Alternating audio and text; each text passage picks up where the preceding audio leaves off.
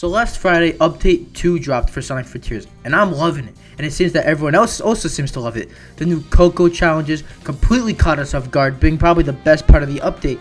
The new Action Chain challenges are really fun and addicting. The birthday theme is really charming, and of course, the inclusion of the Spin Dash and Momentum makes the game 10 times more fun. But now, we are down to one. Update 3. By far, the biggest update coming to the game. And from what it seems, we are gonna be getting a lot of new content. But with all this new content coming with Update 3, this kind of brought a question up into some people's minds. Should Sonic Frontiers be eligible for re-review after Update 3? Because from what we're seeing, there seems to be a lot of new things coming to this update. And it could be so much that it could basically consider Sonic Frontiers a completely new game from what it was at launch. So, I don't want to waste any more time. I think the best place to start is by looking at what we're going to be getting in Update 3. So first up, let's talk about the new playable characters. So, as we know from the poster, we are getting 3 new characters. Tails, Knuckles, and Amy as playable characters in Sonic Frontiers. Now, by itself, this is already crazy. We have gotten multiple playable characters before, but this will be the first time in a mainline 3D Sonic game since Sonic 06. No, gens and forces don't count, because in generations you're playing as classic Sonic and as well in forces, and the avatar practically plays like Sonic but with a whip spin instead of a boost. So it is the first time since 06 where we have gotten playable characters besides Sonic, and I am all here for it. And something to really think about with the addition of the Spin Dash, and eventually with the addition of new characters, this will be the closest we come to an adventure game in a long time. Now, I'm not calling this game an adventure game. No, it's far from it. There are still a lot of things that are like integral to an adventure game that are missing, like diverging stories, and the level design, isn't really designed around the Spin Dash or Momentum, despite them now being in the game. But we're getting close. Now, there are minor spoilers coming up ahead right now, so be wary. There have been leaks from the files, and they are giving us like kinda of an idea of how they look. Obviously, we got the models and all this.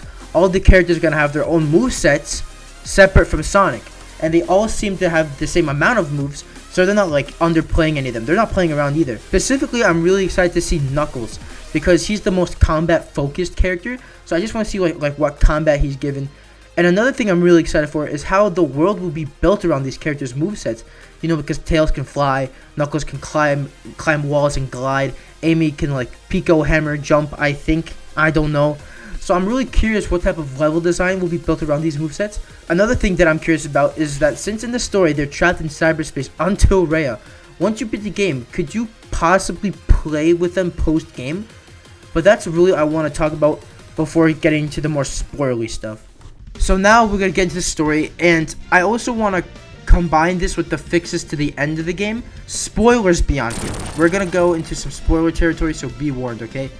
I won't go into the script because, like I said before, I haven't even read the script myself, but I do know what they're going to be doing with the story, basically. I don't know the details, but I know what they're going to do with the story from what I've heard people talking on Twitter. So, a while back, Kishimoto responded to a tweet that was criticizing the ending of the Frontiers, calling it anticlimactic. And I hold that sentiment as well, and a bunch of people also hold this sentiment. The ending felt rushed, and it was not supposed to be the ending of the game, especially with the final boss. Looking back at the leaks with the playtesters and the beta gameplay, it was obvious this game was meant to be made with 4 islands in mind: Kronos, Ares, Chaos, and a 4th island, that was never made, or so I guess. Now we're in the present day. Kishimoto openly states that he is aware of the lackluster ending and he wants to make some changes to it. Now, at the time, we thought there would be changes like Supreme or the end. Nothing crazy, right? At least that's what we thought. But from what I'm hearing, the new story labeled in the poster is a complete rewrite of the last act of the game. Everything from Rhea onward will be completely rewritten. Now, I don't know the exact details since I refrained from peeking at the script, which is like taking every ounce of self-control in my body. But from what people are saying who have read the script, nearly every person has said it is peak. No, that's what he's saying, bro. Like, yo, this is peak. And completely changes the game. Now, if these rewrites are as drastic as people are saying, should Sonic Frontiers be re-reviewed. Now, we have had Sonic games re-reviewed in the past. For example, Sonic Mania and Origins Plus. And, those are labeled DLC right there. You have to pay for that. But the difference here is that Sonic Frontiers is going to be... This update is going to be free. You're not going to have to pay for it. Now, I don't know if that's going to affect the decision-making of if we're going to get a re-review of it. But I personally think, yes, we should get a re-review of Sonic Frontiers when this third update comes out. Because if it is as big as everyone is saying, I feel like the game is not going to be the same game we got at launch. One of my biggest complaints about the end of the game was the end of the game, right? If the final island felt so, rushed, everything felt anticlimactic. You felt like you were retreading a lot of the same ground. Supreme was just a reskin of Giganto, and the end was just another Toho mini game that used to be a mini game to hack stuff. So if we're getting a completely new story that is completely rewriting the end, and we're getting a fully thought out ending, then yes, I think 100,000 billion% we should get a re-review. And honestly, I don't think it would be fair if we didn't get a re-review just because this game is not labeled as DLC, but it's a update. This is more than an update. Let's look at Final Fantasy VII Intergrade. Now, Intergrade was the next gen version of Final Fantasy VII Remake for the PS5 and the Xbox and for the PC.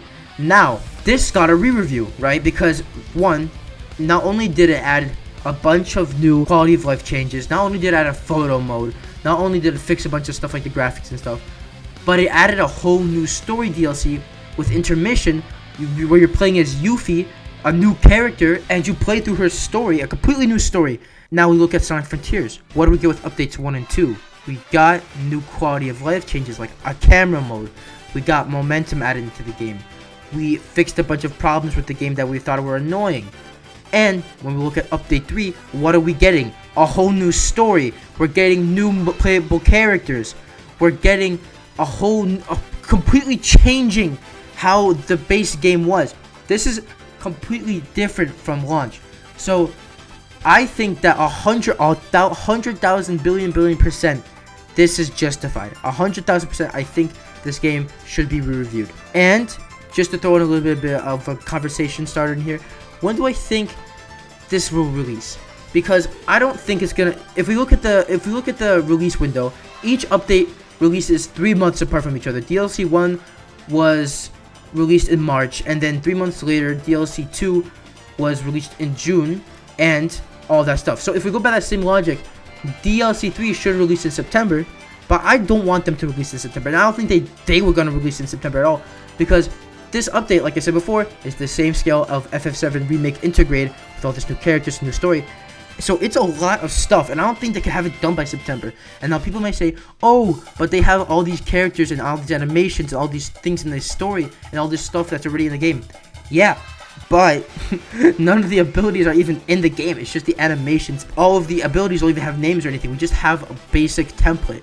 We have the shell, but the actual meat is not complete yet. We're not done yet. So I don't think it's done. I don't think it's gonna be ready by September. And what I think they're gonna do is release it in November on the anniversary of the game. But the latest that they're gonna drop it is December, because I think they want to release everything before 2024 so that they can focus on their new Sonic projects. And there you have it. That is my opinion. That is what I think about Sonic Frontiers getting a re-review after DLC 3. I think it is 100% necessary, because basically after DLC 3, it's going to be a completely different game than it was at launch, with all these new characters, a completely different end game, right? And all these different quality of life that's been already added to the game. It's going to be a completely different game. It's going to play completely different. So, yeah, that's what I think. If you guys enjoyed, make sure to like and subscribe, turn on notifications, comment what you think. Do you think this game should get a re-review? When do you think this game's going to release? Tell me what you guys think. Also, I just want to say, I know this is kind of a bit late, but I just want to say thank you guys again so much for this, the support you guys were giving me on that photo mode contest. Y'all showed your support crazy. I think in total it was like 123 people submitted a submission after totaling up all the Google form submissions and all the Discord and Twitter submissions. So thank you guys a bunch. Y'all the best. Yeah, I'm definitely gonna do more community stuff with you guys. That was really fun. But yeah, that's all I gotta say. I'll see y'all in the next one. Bye bye.